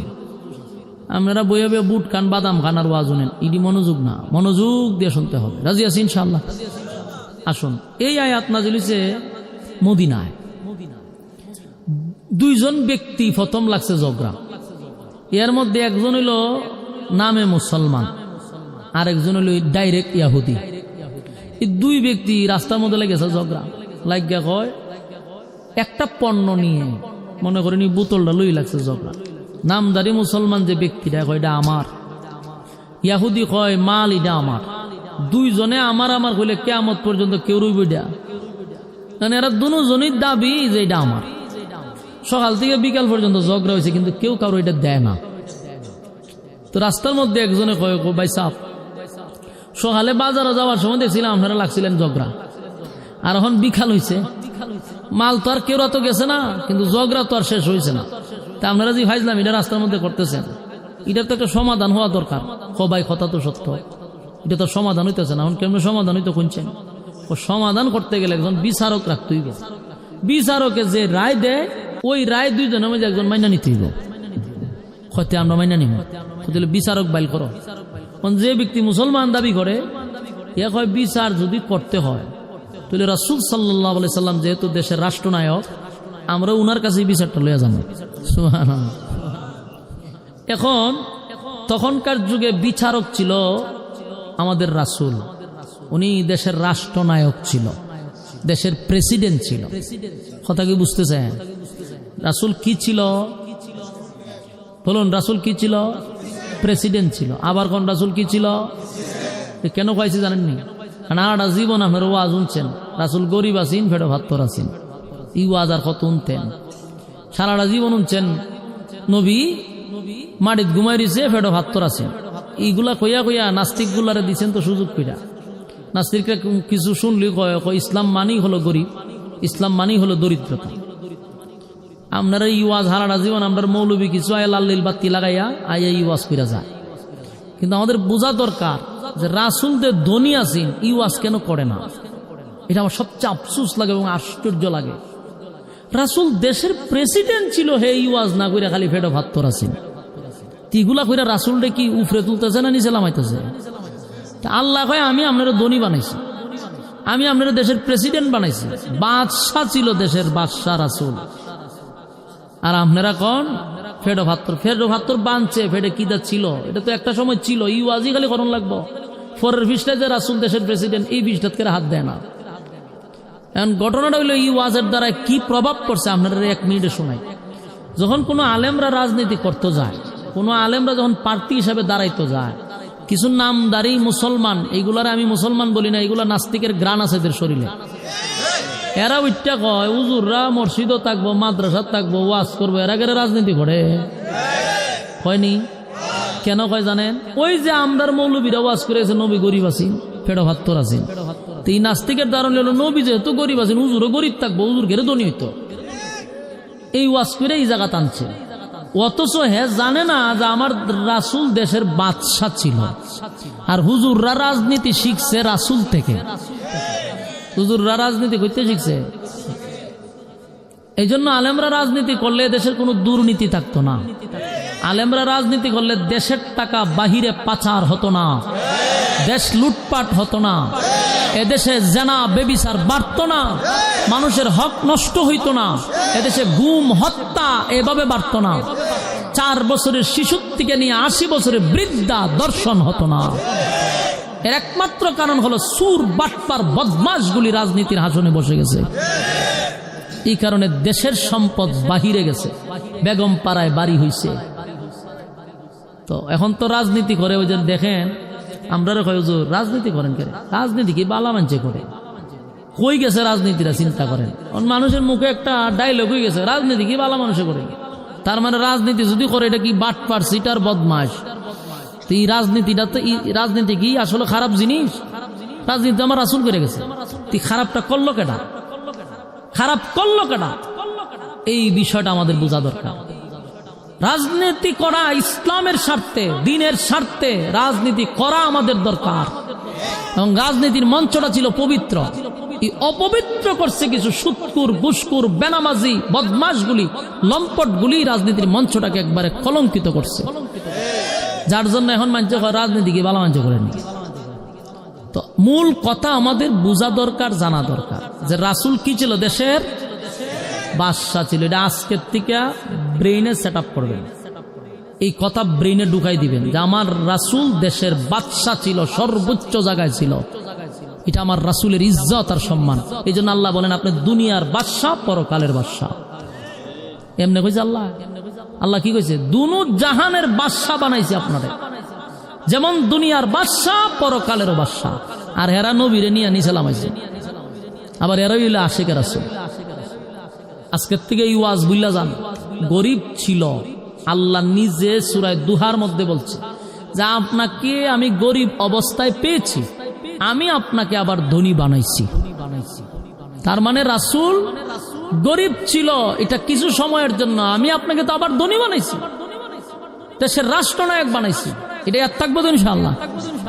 তো এই দুই ব্যক্তি গেছে রাসূলের কাছে বিচার লয়ে। এখন রাসূল তখন প্রেসিডেন্ট, বিচার লয়ে গে, হুজুর এই দুই মাল একটা জিনিস কিন্তু দুইজনের দাবি, হে কয় এটা হে, আমি কই আমার। হুজুর এটা একটা বিচার করে দিন, মালটা আসলে কার, তারা দিয়া দিন। তখন রাসূলের বিচার, এটা কি আর 16 বছরের বিচার? কথা হয় না, তদন্ত সারা বিচার রাসূলের বিচার, রাসূলের সুষ্ঠু তদন্তের মাধ্যমে বিচার করতেছে। কারণ এর আগে আমরাও বিচার দেখছি, দুনিয়ার মানুষের বিচার তদন্ত ছাড়া নির্দোষ মানুষকে দোষী বানানো হয়েছে, দোষী মানুষকে নির্দোষ বানানো হয়েছে। এই রাজনীতি আমরা দেখছি। দলের লোক হইলে বলে 7 খুন করলো, তার কোনো বিচার নাই। আর একটা নির্দোষ মানুষকে বছরের পর বছর সাইড দেওয়ালে বন্দী করে রাখছে তদন্ত ছাড়া। দর্শন করছে একজনে, ফর্তিকায় দিছে আরেকজনে। আল্লাহর রাসূল বলেন আমি ইনসাফের বিচার করছি। এই দুই ব্যক্তিরে দাঁড় করায় রাসূল এটার সুষ্ঠু তদন্ত করছে।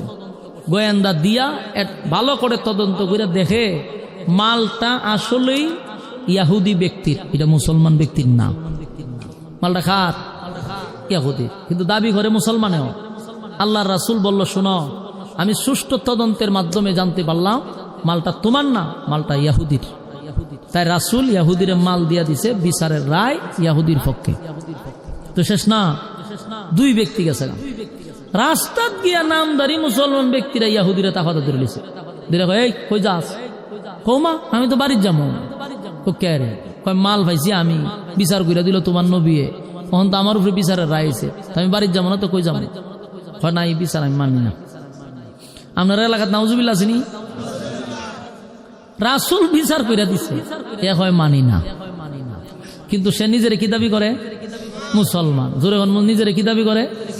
এই কথাটা ইয়াদ রাখবেন। ওয়াজের পয়েন্ট যদি আপনি স্মরণ রাখেন তাহলে আপনি বুঝতে পারবেন কোন অ্যাঙ্গেলে বয়ান করতেছি, কোন দিকে যাইতেছি। বুঝার মতো আপনার একটু মাথা লাগলো। এখানে একটা কথা ইয়াদ রাখবেন, সে নিজের কি দাবি করে? মুসলমান। সে কি কয়? নবীর বিচার পছন্দ হয়েছে না। দাবি করছে মুসলমান, কিন্তু কয় নবীর বিচার পছন্দ হয়েছে না। ইহুদি ব্যক্তি কয়, বেটা তুই নিজের দাবি করস মুসলমান, তোর নবীর কাছে তুই গেলে আমারে লইয়া বিচার কইরা দিল, তোর নবী রায় দিল আমারে, তুই মাইজ রাস্তা দেয় বিচার তোর পছন্দ হয়েছে না। আমার তো সন্দেহ লাগে তুই মুসলমান নেই। কথা ঠিক নেই। ইহুদি বুঝতেছে যে 2 নাম্বার, তুই একটা 2 নাম্বার লোক। হয় 2 নাম্বারের 1 নাম্বার বুঝি না, বিচার আমার পছন্দ হয়েছে না, এই বিচার আমি সানি বিচারের জন্য আরেকজনের কাছে যাবো। জেলা ওই খুদুনা আরা দিন ঝগড়া করে তো ঘুরে আবার একই কথা। অনিয়াহুদি কয়, বেড়া সারাটা দিন ঝগড়া করলাম, শেষে বিচারের শরণাপন্ন হইলাম, বিচারের রায় পাইলাম, আমি বাড়ির যাইতাম, দিন শেষে তুই খসিটা সানি বিচারের লেগে আরেক জায়গায় যাইবে, তো তুই তো 2 নম্বর লোক। কয় না, তাহলে আমি মানি না। ইয়াহুদি ব্যক্তি দুর্বল টাইপের ছিল, এ চিন্তা করছে দেশের সাথে ঝগড়া করে তো আমি পারতাম না। নে এখন তুই বিচারক, কার কাছে যাইবি? ক তোর কোন বিচারক পছন্দ, আমি ওই বিচারকের কাছেই যাবো। হয় আমার একজন বিচারক খুব পছন্দ, উনি হলেন হযরত উমর। না বালা বিচারক দেখছে, ঠিক না? ইয়াহুদি ব্যক্তি কয়, আমি যদিও মুসলমান না, আমি একজন ইয়াহুদি, কিন্তু আমার ইয়াকিন আর বিশ্বাস হলো মুসলমানের বিচারটা সঠিক। কথা হই না দি? এটা কার কথা? ইয়াহুদির কথা। কয় আমি যদিও ইয়াহুদি, কিন্তু আমার দিলে সাক্ষী দেয় মুসলমানের বিচারটা সঠিক। কয় এখন তোর যার কাছে মনে যা, আমার এখানে লইয়া যা। ইয়াহুদির ধারণ হইল মাল যেহেতু আমার, বিচার যদি সঠিক হয় তাহলে আমি ভাবো, হয়তো লহ যাই। এখন 2 ব্যক্তি গেছে হযরত উমরের কাছে, খলিফাতুল মুসলিমিন উমরের কাছে গিয়ে, হুজুর আমরা ইসলাম একটা বিচার লইয়া। আচ্ছা কি বিচার? কই দেখেন নাই মালটা, এটা আমার, এ কয় হের, এ কয় আমার, আমি কই হের, এই দরবার শেষ হইতেছে না। ইয়াহুদি ব্যক্তি কয়, হুজুর কারণ বিচার করবেন পরে, আগে শুনেন ঘটনা। এই বিচার যে আপনার কাছে লই আইছি, এই বিচার আগে গেছে আপনার নবীর কাছে। আপনার নবী বিচার কইরা বিচারের রায় আমারে দিছে, আপনার মুসলমান ব্যক্তিটা কয় হের বলে বিচার পছন্দ হয়েছে না, তাই বিচারক হিসাবে আপনারে পছন্দ করছে।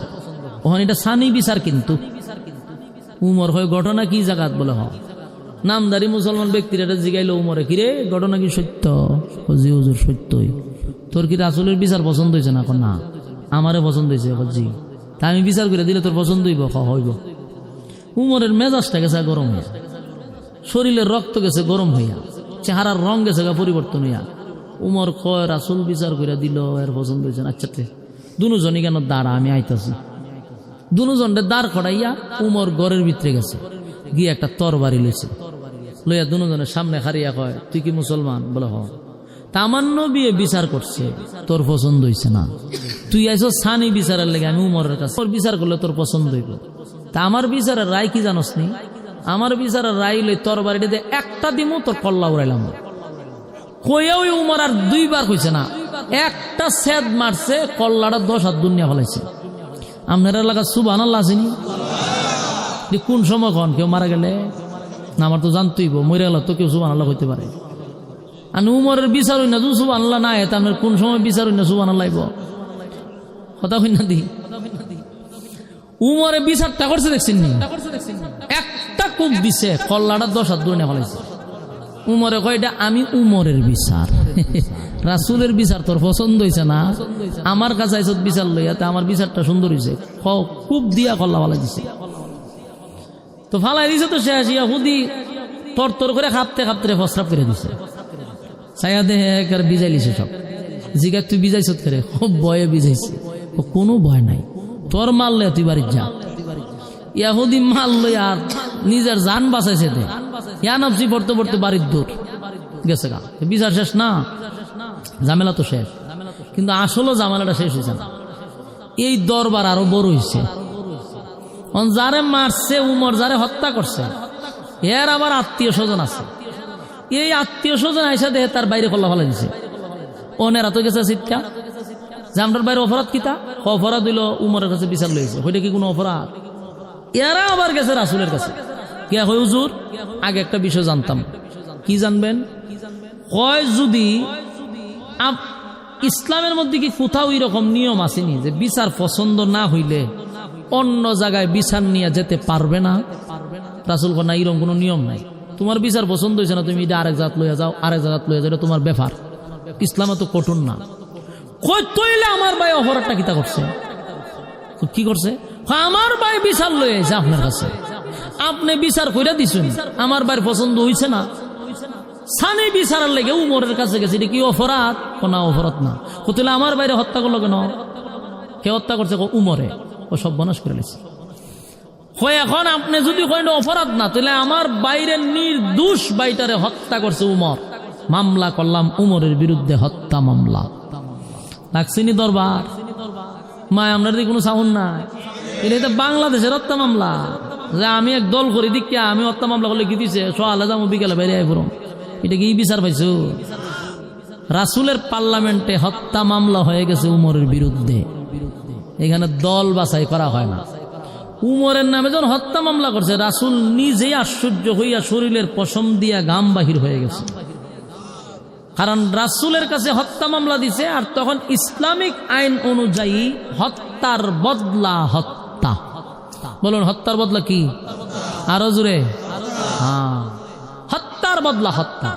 উমর হত্যা করছে, এখন উমরের হত্যা করতে হবে, এটাই হলো বিচার। এখন তো মহা মুসিবত, গোটা মদিনায় লারা ফিরে গেছে। উমর কি সাধারণ কোন সাহাবী? মা কথা দিবেন না, উমর তো সাধারণ সাহাবী না। সারাটা মিডিয়া মদিনায় ফজর হয়েছে, সারা দেশ তুলফার। উমর নির্দোষ মানুষকে হত্যা করছে, তাই উমরের ব্যাপারে হত্যা মামলা হয়েছে। এখন নির্ঘাত উমরকে মৃত্যুদণ্ড দেওয়া হবে। লাগছিনি দরবার? এখন চতুর্দিক দিয়ে প্রসার হইতেছে, মানুষ যেখানে যায় মানুষ আশ্চর্য হয়ে যায়, উমরের মতো ব্যক্তি নির্দোষ মানুষকে হত্যা করছে। পুরা এলাকা তুলফার হয়ে গেছে। কিন্তু উমর তো সাধারণ ব্যক্তি না। বলুন উমর কি সাধারণ ব্যক্তি?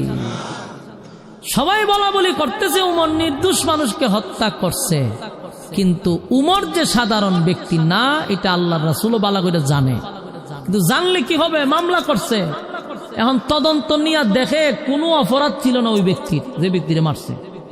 তদন্ত দেখতেছে যে কোনো অপরাধ নাই, তাহলে উমর নির্দোষ মানুষকে হত্যা করছে, এখন তো উমরে হত্যা করতেই হবে। রাসূল সিদ্ধান্ত নিয়েছে উমরে হত্যা করবেই, মানে মৃত্যুদণ্ড দিবে। কিন্তু রাসূল চিন্তিত কেন? মানে নিজের দলের লোক দীক্ষা এই জন্য চিন্তিত না, নবীর পশম দিয়া গাম বাহির হয়েছে, উমররে হত্যা করবে, উমররে মৃত্যুদণ্ড দিবে। এই জন্য না, রাসূল চিন্তিত যে উমর খামটা করলো কি। উমর তো এমনি এমনি কালেমা পড়ে নাই। রাসূলের কথা হলো উমররে আমি আল্লাহর কাছ থেকে ছায়া আনছিলাম। উমররে আল্লাহর কাছ থেকে কি করছে? ছায়া না বুঝি খাম করছে। এই চিন্তায় রাসূল আশ্চর্য হয়েছে, কারণ উমর নিজে নিজে কালেমা পড়ে নাই। আল্লাহ রাসূল একবার দোয়া করছে, দোয়া করে আল্লাহ দুইটা লোক রে আমার দিয়া দেন। দুইটা লোকের মধ্যে একটা হইল হযরত উমর আর একটা হইল আবু জাহিল্লা। এই দুইজনের লেগে রাসূল দরখাস্ত করছে। আল্লাহ দোয়া কবুল করছে উমরের বেলায়। সুবহানাল্লাহ।